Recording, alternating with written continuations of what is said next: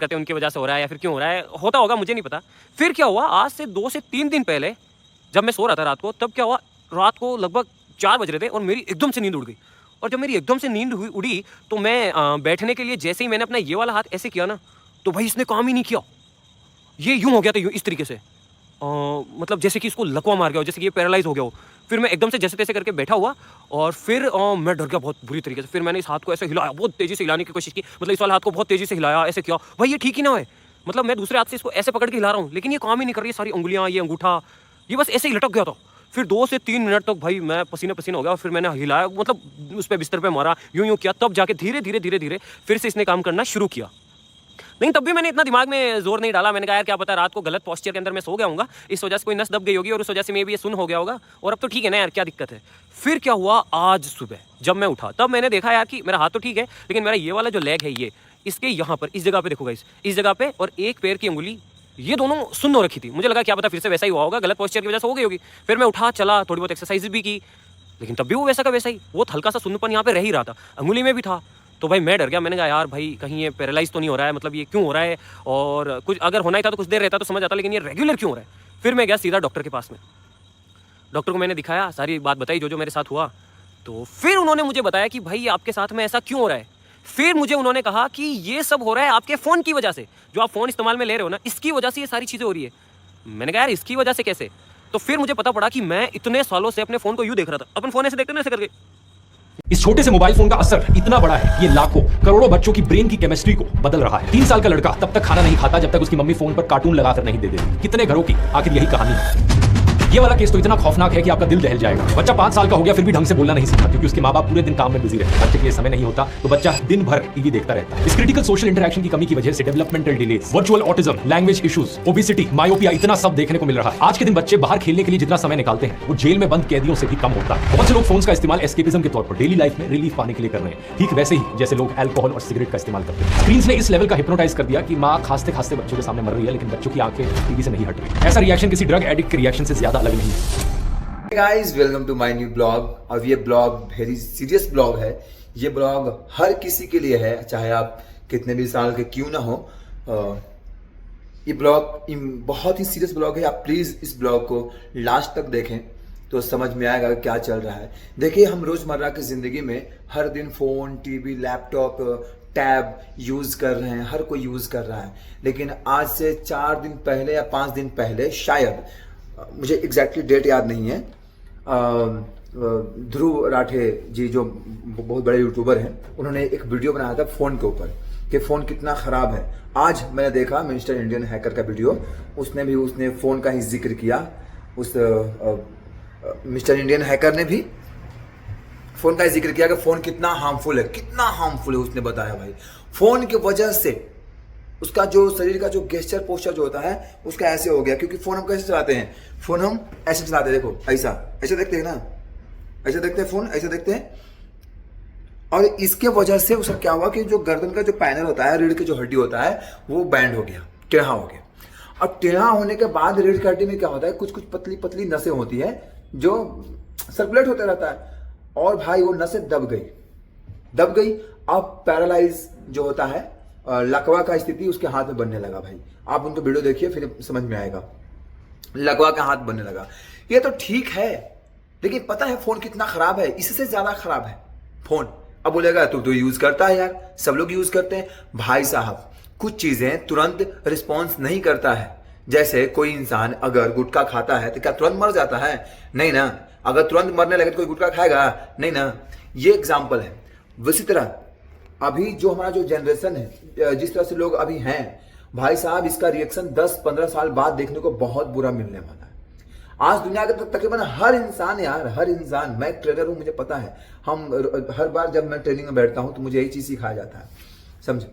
तो कोशिश करें आप फोन का इस्तेमाल कम करें। फोन आपकी माइंड रीडिंग को पढ़ता है, आपकी फेस को पढ़ता है।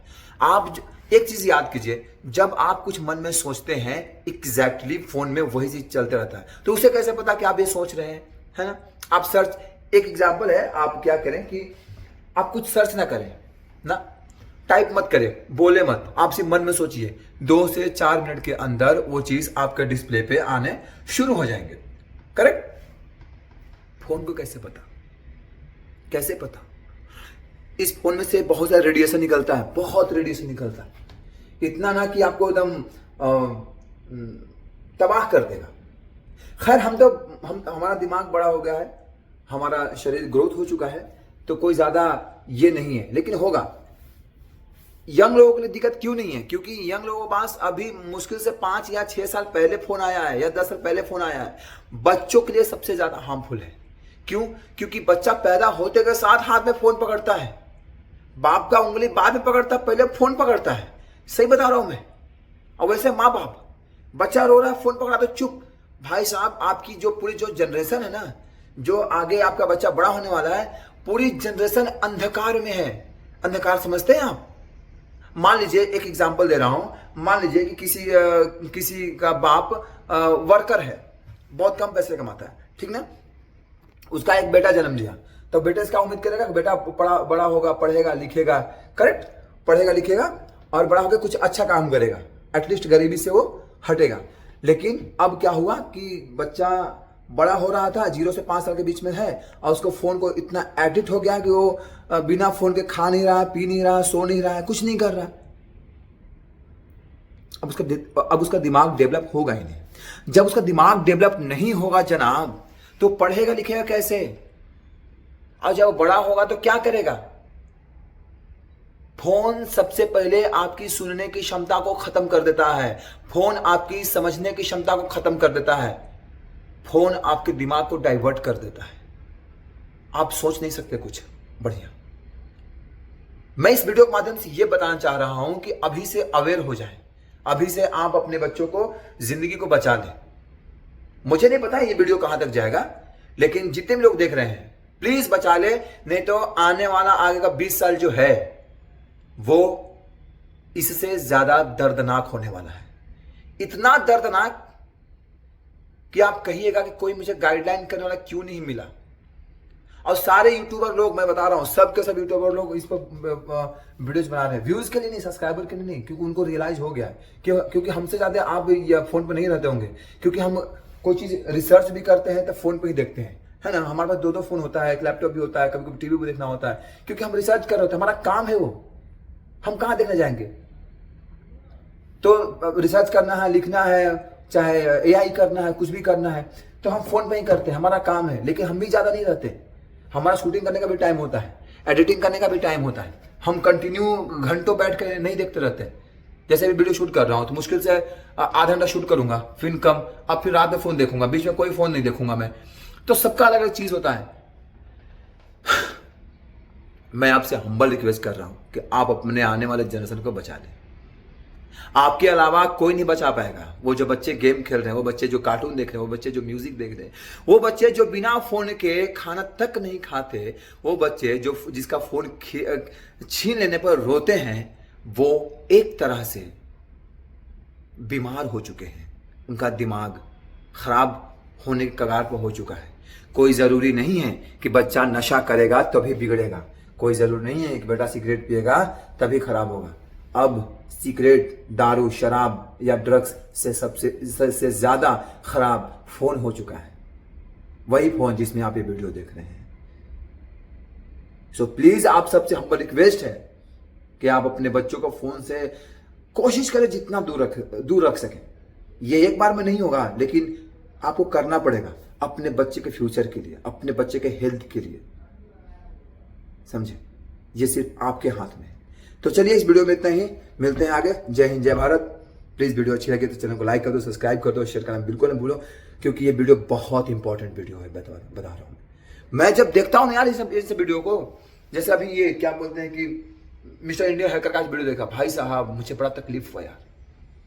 इतना एक्सपेरिमेंट करने वाला बंदा, इतना पढ़ा लिखा बंदा, इतना नॉलेजेबल बंदा, इतना नॉलेजेबल बंदा को भी फोन ने नहीं छोड़ा, तो आप कौन से खेत के मूली हैं जी, है ना? तो सर अपना ध्यान रखिए। चलिए मिलते हैं अगले ब्लॉग में। ब्लॉग अच्छा लगा तो प्लीज चैनल को लाइक कर, सब्सक्राइब कर,